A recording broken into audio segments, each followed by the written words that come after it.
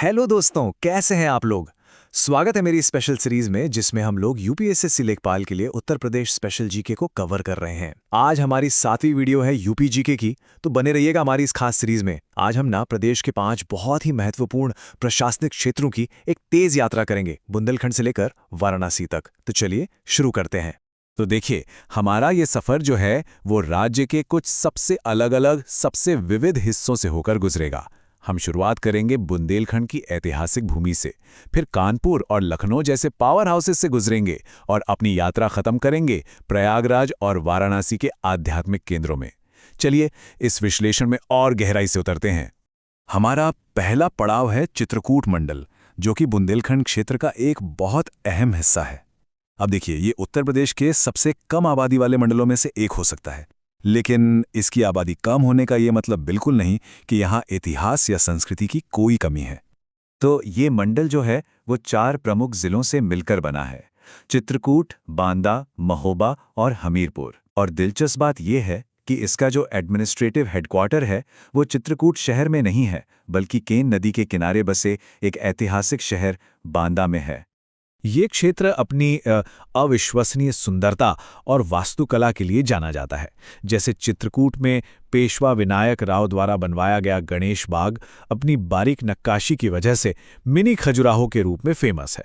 वहीं दूसरी तरफ महोबा के चरखारी को उसकी अद्भुत प्राकृतिक सुंदरता के कारण बुंदेलखंड का कश्मीर भी कहा जाता है।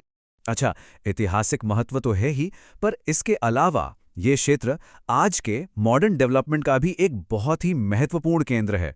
राज्य के लिए एक अहम इंफ्रास्ट्रक्चर प्रोजेक्ट बुंदेलखंड एक्सप्रेसवे वो यहीं चित्रकूट के भरतकूप से शुरू होता है और ये इस क्षेत्र को राज्य के बाकी हिस्सों से बेहतर तरीके से जोड़ता है।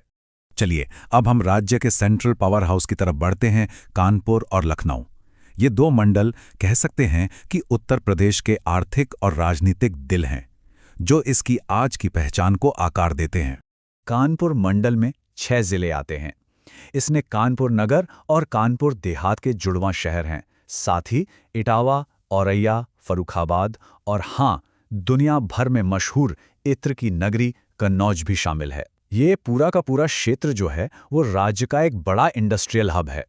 कानपुर का ऐतिहासिक महत्व तो बहुत ही बड़ा है। आप देखिए, ब्रिटिश शासन के दौरान ये कपड़ा और चमड़े के उद्योगों के लिए एक बहुत बड़ा कमर्शियल सेंटर था। इसी वजह से इसे पूर्व का एडिनबर्ग का निकनेम मिला था। लेकिन कानपुर का योगदान सिर्फ इंडस्ट्री तक ही सीमित नहीं है। भारत के सबसे प्रसिद्ध देशभक्ति गीतों में से एक, झंडा ऊंचा रहे हमारा, यहीं के श्यामलाल पार्षद जी ने लिखा था। ये इस शहर के सांस्कृतिक गौरव का एक बहुत बड़ा प्रतीक है। और अब अगर राजधानी लखनऊ की बात करें तो एक बड़ा ही दिलचस्प फैक्ट है, वो ये कि एशिया का सबसे बड़ा पार्क जनेश्वर मिश्र पार्क यही लखनऊ में ही है। ये शहर के मॉडर्न अर्बन डेवलपमेंट और उसकी भव्यता को दिखाता है।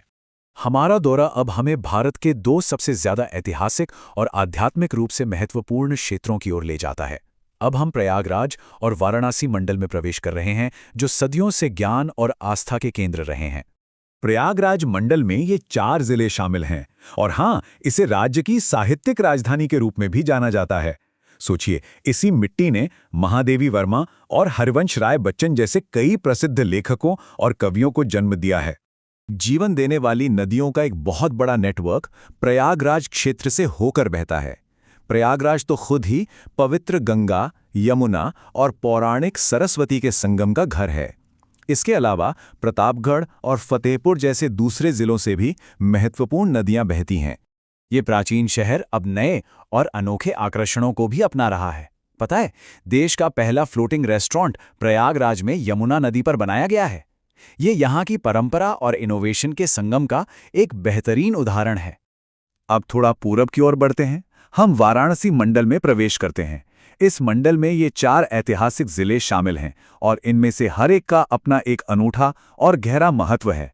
ये क्षेत्र कई वजहों से गर्व महसूस करता है। देखिए, यहाँ गंगा नदी पर देश का पहला मल्टी मॉडल टर्मिनल है। गाजीपुर को 1965 युद्ध के नायक, परमवीर चक्र विजेता शहीद अब्दुल हमीद का घर होने का गौरव प्राप्त है। और वाराणसी का जो मॉडर्न रुद्राक्ष कन्वेंशन सेंटर है वो भारत जापान दोस्ती का प्रतीक है।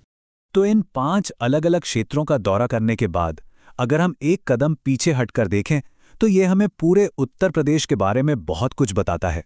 हमने इतिहास, उद्योग, संस्कृति और आध्यात्मिकता का एक अनूठा और बहुत ही जीवंत मिश्रण देखा है। तो अंत में एक सवाल उठता है कि ये सभी विविध पहचानें, मतलब बुंदेलखंड के कठोर परिदृश्य से लेकर कानपुर की औद्योगिक शक्ति और वाराणसी की आध्यात्मिक ऊर्जा तक, ये सब एक साथ मिलकर इतने विशाल और जटिल राज्य उत्तर प्रदेश का निर्माण कैसे करती हैं, इस पर विचार जरूर कीजिएगा।